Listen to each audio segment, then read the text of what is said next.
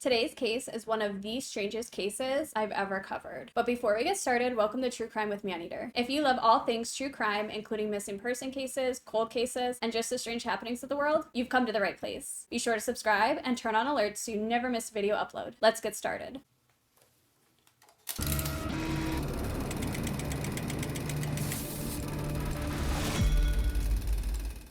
On March 22nd, 1977, 39-year-old Charles Morgan, who also went by Chuck, left his Arizona home with his daughters to drop them off at school. And then he would vanish. And it wasn't until 3 days later that Charles arrived home. And it was about 2 a.m. in the morning, and his wife finds him, and he's in quite a bad state. She noted that he had a plastic handcuff around one ankle, and his hands had been handcuffed still. Obviously, his wife finds him, and she's terrified. She's looking at him, and she's like, "Are you okay? What happened?" And he points to his throat because he can't speak. And so she grabs a pen and paper and she hands it to him, and Charles writes down that there's a hallucination drug on his throat that could destroy his nervous system. So obviously his wife Ruth is like, "Listen, we have to go to the emergency room. We have to call the police." And he's adamant that she does not call the police and that she does not go to the hospital with him. And Charles writes, if they go to the hospital or they go to the police, it will put their lives in danger. And luckily for Charles, Ruth was a nurse, so she took a whole week and nursed him back to health. She had to literally feed him with an eyedropper. And when he arrived home, he did ask Ruth to move his car because he didn't want them to know that he was back home, because he worried that his whole family would be murdered. And before his voice came back, he was writing to Ruth, and he was telling her about a secret identity. He said that he had been working as an agent for the federal government and that he was fighting against organized crime. He did claim that his abductors took his ID for the Treasury Department, but didn't say anything else. And then after this kidnapping, after he's better, he really does become very paranoid. And obviously anybody would if this story actually happened to them. He would start wearing a bulletproof vest everywhere that he went, and he grew out a beard to kind of mask his identity so people didn't know what he looked like. He was very cautious about taking his daughters to and from school, and he alerted the school and said, "Hey,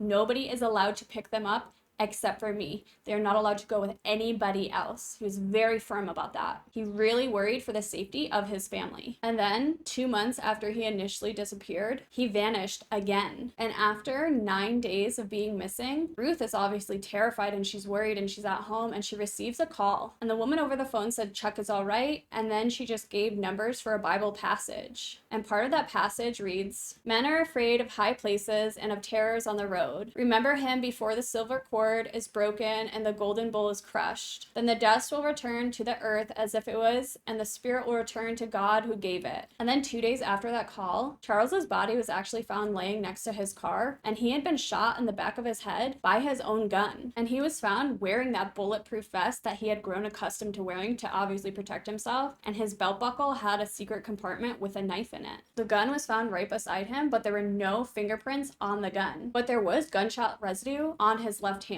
which indicated that he had fired a weapon. And things would get even stranger when police investigated what was in his car. There was weapons, ammunition, and a CB radio. And also, a piece of his tooth was wrapped in a white handkerchief, and it was in the back seat of his car. A pair of sunglasses were also found, and those apparently did not belong to him. And in his car, police would also find handwritten directions to the crime scene in Chuck's own handwriting. Then, even more bizarre, inside of Chuck's underwear, there was a $2 bill clipped there. Written on the bill was several Spanish names from the letters A to G, and that reference that the female caller made to the Bible was also marked on that $2 bill. And then on the back of the $2 bill, the signers of the Declaration of Independence were numbered 1 through 7. And there was a crude map also drawn on the bill, which showed several roads between Tuscan and the Mexican border. And there was apparently 2 towns marked on there, and these towns were known for smuggling. Obviously, all these clues are there, but what does it all mean? The police department does get a call, and this call is from a woman who calls herself Green Eyes. She said that she had called Ruth, and what she told police was also very strange. She said that Chuck was supposed to meet her at a local motel before he went missing. And when he arrived, he showed her a briefcase full of money. And he said that this money was going to be used to buy him out of a contract that had been put on his life by a gang. And although they have all of this evidence, they have him lying on the ground next to his car in a bulletproof vest, which is strange in general for any citizen to be wearing. They have his gun that is wiped completely clean. And then all of these strange evidence, including a crude map and part of his tooth and sunglasses that didn't belong to him,